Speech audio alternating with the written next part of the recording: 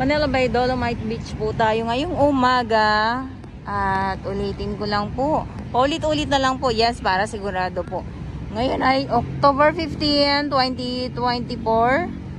At ito nga po yung ating loob ng Dolomite Beach. So, nandito pa din po ang ating mga warriors, Stero Rangers ng DENR, MMDA, Doletopad, at ang ating DPS Mandaragat doon naman po sa Manila Yacht Club. So sila po yung araw-araw na nandoon.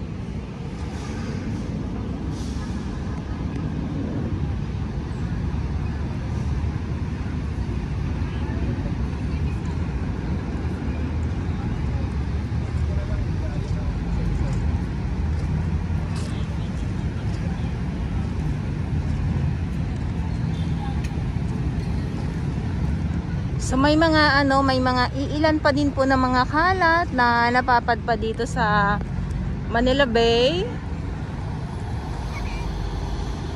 At hinahakot naman po ng truck, yung truck.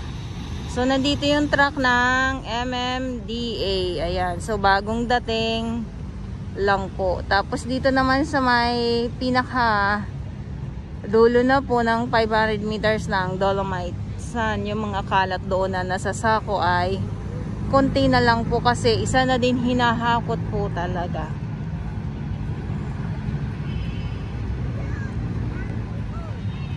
Pag hindi hahakutin ay wala, tambak po sa ilang taon, di ba? Tapos hindi lilinisin.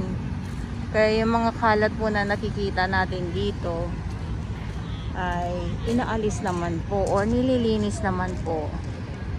At hinahakot nga katulad ngayon. So yung truck ng MMDA ay bagong dating po. So maghahakot po yan. Ayan, so lakad muna tayo ay tulad nga ng binabanggit ko madalas. So wala kayong ibang gagawin dito kundi ang maglakad, picture, or upo-upo lang. Lalo na pag ganito na maaga, no, or umaga. Kung gusto nyo po ay magbilad, ganyan. So yung mga dito, yung mga bagyans, ayan, lakad lang. Naglalaro lang sila. So kung kayo naman ay mga baguhan po, ayan, kaya kailangan ay sulitin ang pamamasyal, sulitin ang pagpipicture. Siyempre lalo na pag malayo ang pinanggalingan, di ba?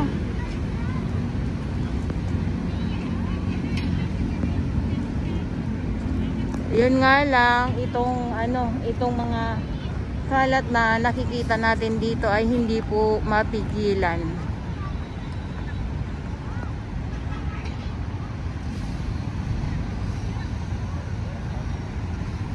Kasi isa na din ay yung lagi nga pong masama ang panahon. Kung hindi makulimlim, uulan. Tapos kung hindi naman may bagyo, di ba? Lagi na lang ba may bagyo?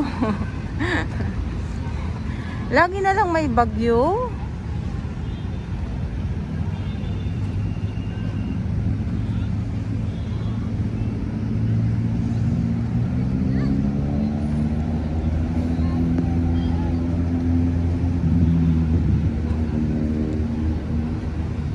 So dito naman wala pong pagtatambak ng bagong Dolomite Sand po, okay?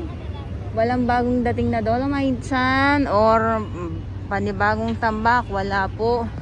So ito naman po ay sinusuklay lang po. Sinusuklay lang po para magpantay ang kulay muli ng Dolomite Sand kasi napapailanliman siya ng gray sand or black sand naman po.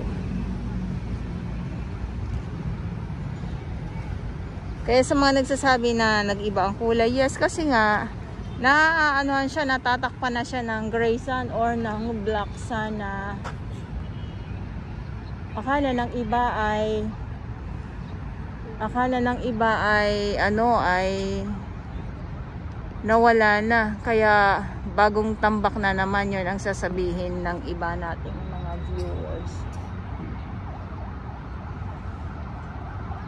So ayan po yung truck at nilalagay na nga po yung mga sako-sakong mga kalat.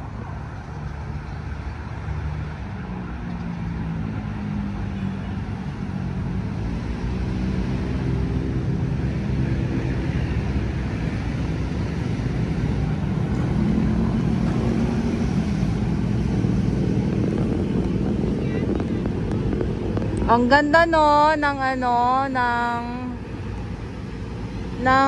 Dolomite, lalo na pag yung ganito yung nakikita natin. Sana yun lagi kong sinasabi, sana walang mapadpad na ng mga kalat dito. At tapos minsan sobrang dami talaga, katulad ng water lily, yan pag season nila. Tapos yung mga plastic, yung mga ganyan.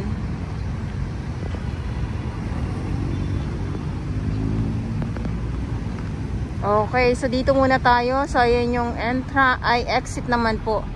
Exit po yan. Okay, yan dyan sa kabila.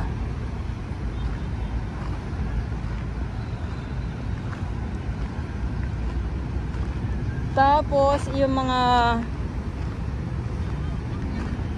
water lily po, pag yung matagal talaga makuha, yung nagkukulay brown, mangangamoy po.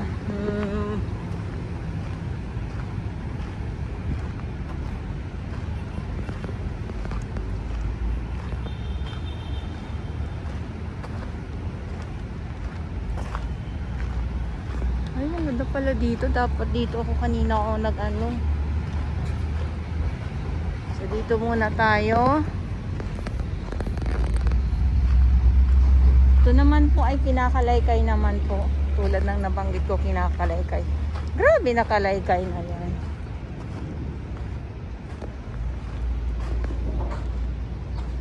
Ganda pala dito. Dapat dito pala ako pumuesto kanina. Oh, ayan oh.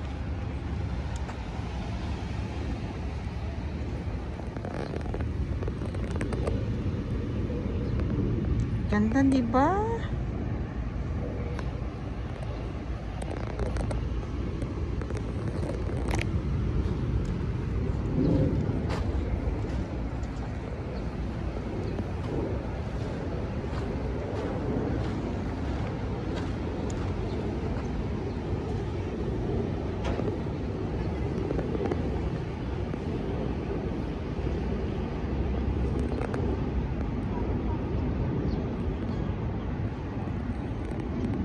Okay, so ito yung update natin ngayon dito sa Dolomite Beach. October 15, 2024. Magandang umaga po sa inyong lahat. At yung ating mga MMDA, so sila yung nandito ngayon. At ito nga po yung truck na bagong dating na naghahakot po ng mga sako-sakong mga panibagong kalat muli. At sa mga baguhan, yes, welcome sa channel na Miss Jolaine Dora Baus. Mali nyo po ako ng buong buo. Yun ay hindi galing sa ilong ng Maisingaw. God bless everyone.